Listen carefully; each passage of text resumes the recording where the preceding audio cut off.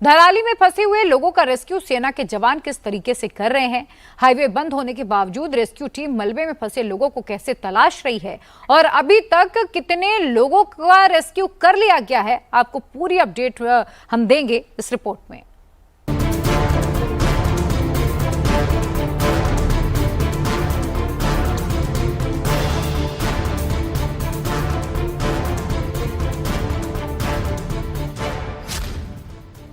साठ घंटे बाद भी सड़क मार्ग से रेस्क्यू ऑपरेशन शुरू नहीं।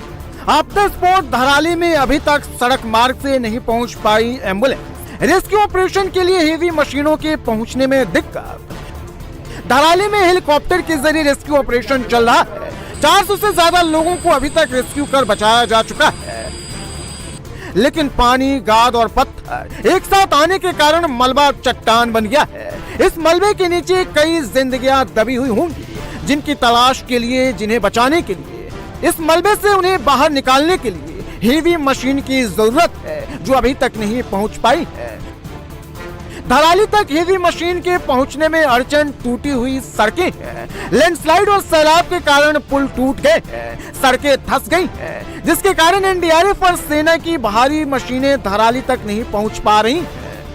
जैसे जैसे मौसम खुल रहा है वैसे वैसे रेस्क्यू ऑपरेशन को और तेजी से आगे बढ़ाया जा रहा है, ताकि सड़क के रास्ते जितने रेस्क्यू ऑपरेशन करने के लिए हैवी व्हीकल्स को आगे भेजना है वो जा पाए। असल में जो रास्ते कट गए थे, अब पहाड़ों के अंदर मनेरी में सब तो मौजूद है। मनेरी से मातवेड़ी का जो रास्ता है उसको और चौड़ा करने की कोशिश की जा रही है, ताकि हैवी व्हीकल्स यहां से गुजर सकें। ये आप सड़क देख रहे हैं, ये सड़क मनेरी का इलाका है, बिल्कुल नदी से लगा हुआ। यहीं से होते हुए आप आगे हर्षिल जा सकते हैं, लेकिन इस तरीके से रास्ते टूट गए हैं। ऐसे में एनडीआरएफ की जितनी बड़ी गाड़ियां हैं उनको पहुंचने में समय लग रहा है। अभी रेस्क्यू ऑपरेशन सिर्फ हेली सेवा के जरिए चल रहा है। हेली सेवा के जरिए ही अभी जो एनडीआरएफ, एसडीआरएफ की टीमें हैं वो हर्षिल में पहुंच पा रही हैं। मनेरी, भटवारी, हर्षिल, इसके बाद आता है धराली। मनेरी से धराली की दूरी करीब 87 किलोमीटर है, लेकिन 5 अगस्त को कुदरत ने हर्षिल वैली में ऐसा कहर बरपाया कि सड़कें टूट गई। कहीं पूरी सड़क ही गायब हो गई, तो कहीं पुल पूरी तरह से टूट गया है। और रेस्क्यू ऑपरेशन के लिए भारी मशीनों को लेकर धराली तक पहुंचने के लिए रेस्क्यू टीम को पहले रास्ता बनाना पड़ रहा है। जहां तक बात है रेस्क्यू ऑपरेशन को आगे बढ़ाने की, तो सबसे बड़ी परेशानी इस बात की हो रही थी कि इस वक्त जहां पर हम मौजूद हैं ये मनेरी इलाका है। मनेरी से ही आप होते हुए यहां से 10 किलोमीटर आगे भटवाड़ी जो जगह है वहां तक जा सकते हैं, वो आखिरी पॉइंट है, और वहां से फिर आप हर्षिल जा सकते हैं। लेकिन भटवाड़ी के बाद से जितने रास्ते हैं, जितने पुल थे, वो पूरी तरीके से टूट गए हैं। लेकिन उनको सही करने में वक्त लग रहा था, पूरी तरीके से कट गया था। लेकिन अब कोशिश ये की जा रही है कि जितनी हैवी मशीनरी है एनडीआरएफ की, बीआरओ की, इसके साथ ही एसडीआरएफ की, उस मशीनरी को आगे भटवाड़ी के आखिरी पॉइंट तक भेज सकें। ये जो आपको इतना मलबा यहां पर नजर आ रहा है, ये मलबा अभी टूट कर नहीं आया है, बल्कि एक वैकल्पिक रास्ता बनाया गया है। असल में मैं चाहूंगा राजीव वर्मा एक बार आगे की तरफ आकर दिखाएं। इस पहाड़ के एक हिस्से को अभी अभी जेसीबी मशीन से कुछ काटा गया है। उसकी वजह यह है कि ये सड़क बहुत ज्यादा खोखली हो गई थी, इसीलिए सड़क का चौड़ीकरण किया गया है। जितना आप आगे का मलबा देख रहे हैं, इसको अभी अभी काट के थोड़ा कच्चा रास्ता बनाया गया है, क्योंकि जहां पर मैं मौजूद हूं यहां से आगे सड़क जो है वो पूरी तरीके से खोखली हो गई है, नीचे नदी की तरफ धंस गई है। तो अगर ट्रैफिक यहां पर चलता तो वो संभव नहीं था, गाड़ियां नीचे नदी में जा सकती थीं। आगे से आपको तस्वीरें एक बार बिल्कुल यहां से क्लियर हो पाएंगी। ये देखिए, असल में ये रोड इतनी नीचे कट चुकी है, आपको आगे तक की तस्वीरें दिखेंगी। ये बिल्कुल नदी की तरफ टूट चुकी है, आधा हिस्सा पूरी तरीके से खत्म है। इसमें नीचे एक वॉल बनाने की कोशिश बाद में प्रशासन करेगा, बीआरओ करेगा। नीचे इसमें गाटर लगाए जाएंगे ताकि जो खोखलापन है उसको सपोर्ट मिल सके। लेकिन अब ट्रैफिक और जो मशीनरी है आगे जो रेस्क्यू ऑपरेशन के भटवाड़ी जानी है, उनको कैसे भेजा जाए, तो उसके लिए यहां पर तो ये मलबा इकट्ठा कर दिया गया है। साथ ही ये जो आप किनारा देख रहे हैं, इसको काट के कच्चा रास्ता बनाया गया है। और अब कोशिश की जा रही है कि बड़ी बड़ी मशीनरी जो है एनडीआरएफ की, उसको यहां से उस आखिरी छोर तक पहुंचाया जा सके, भटवाड़ी, जहां से पुल बनाने का काम किया जा रहा है। क्योंकि जो काम किया जा रहा है, एसडीआरएफ और एनडीआरएफ के डंपर, उनकी क्रेन्स और साथ ही अभी पीछे कुछ एम्बुलेंसेस खड़ी हुई हैं। क्योंकि कोशिश ये कर रहा है प्रशासन कि हेली सर्विस शुरू कर दी गई है, मौसम खुल गया है, लेकिन रेस्क्यू अभी सिर्फ हेलीकॉप्टर के जरिए हो रहा है। अब अगर ये रास्ता खोलना है तो उसके लिए आपको हैवी मशीनरी को भटवाड़ी पहुंचाना पड़ेगा, और यही वजह है कि अब इस पैरेलल रास्ते से बड़ी बड़ी मशीनें, डंपर आगे जाना शुरू हो गए हैं। ये भटवाड़ी की तस्वीरें हैं, जहां करीब 30 मीटर तक पूरी सड़क गायब हो गई है। अब जब तक ये सड़क बनकर तैयार नहीं हो जाएगी, तब तक यहाँ से न तो डंपर, न ही एम्बुलेंस और न ही जेसीबी जा पाएगी। इसलिए सबसे पहले इन सड़कों की मरम्मत की जा रही है। पहाड़ को काटकर वैकल्पिक मार्ग तैयार किए जा रहे हैं ताकि भारी भरकम गाड़ियां यहां से निकल सकें।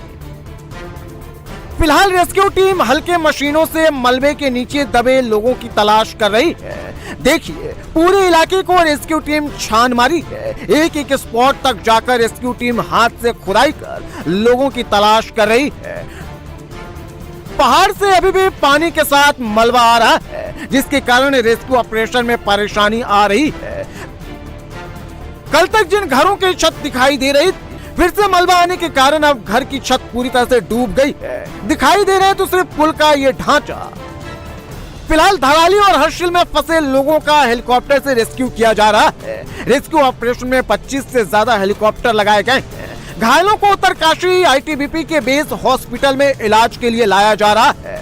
5 बजे से आज रेस्क्यू ऑपरेशन चल रहा है। तस्वीरें हम आपको दिखा रहे हैं उत्तरकाशी आईटीबीपी कैंप की, जहां पे हेलीपैड बनाया गया है, जहां से जो सभी हेलीकॉप्टर हैं वो उड़ान भर रहे हैं। यहां से उत्तरकाशी से टीमें जो है वो हर्षिल पहुंच रही हैं और हर्षिल से भी लोगों को रेस्क्यू करके वापस उत्तरकाशी लाया जा रहा है, क्योंकि धराली में तो अभी मलबा जमा हुआ है। वहां पे जो सड़क मार्ग से ही बड़ी बड़ी मशीनें पहुंचेंगी, लेकिन टीम वहां पे जो मैनुअल जितना हो सकता है उतना खुदाई करने की कोशिश कर रहे हैं। लेकिन हर्षिल में डिस्कनेक्ट होने के कारण वहां कई गांव के लोग फंसे हुए हैं। वहां लाइट नहीं है, पानी नहीं है, इसीलिए अब उन्हें उत्तरकाशी लाया जा रहा है, क्योंकि वो बहुत दिन वहां पे सरवाइव नहीं कर सकते।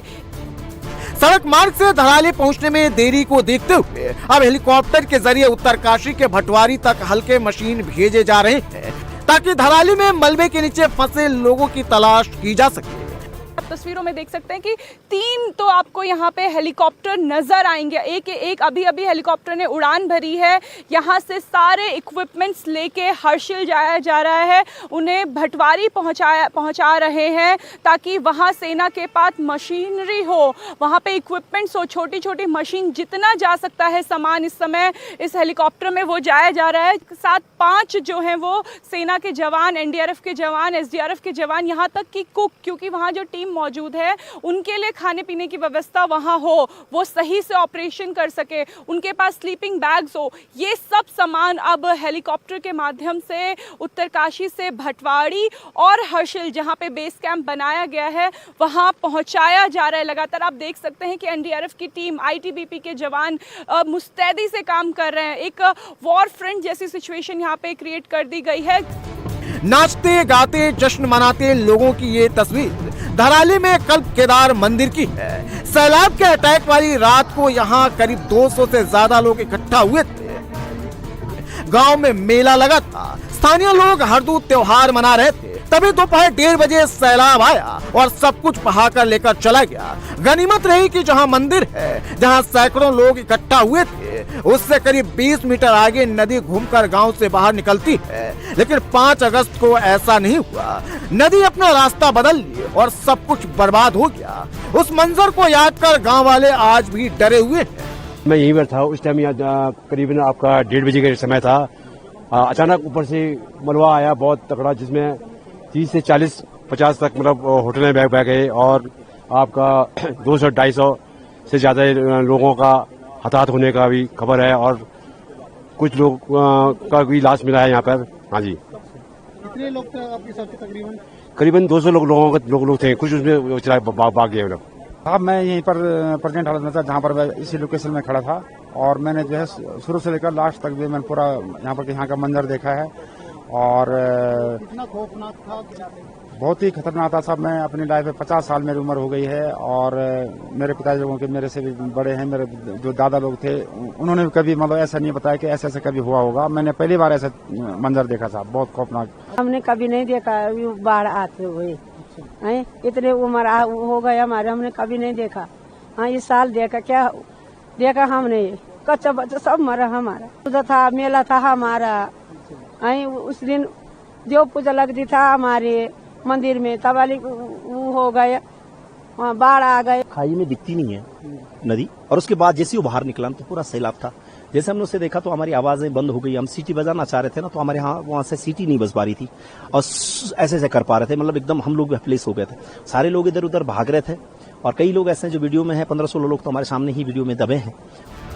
अभी भी कई लोग मिसिंग हैं, जिनकी तलाश में उनके परिजन रेस्क्यू कैंप से लेकर अस्पताल तक का चक्कर काट रहे हैं।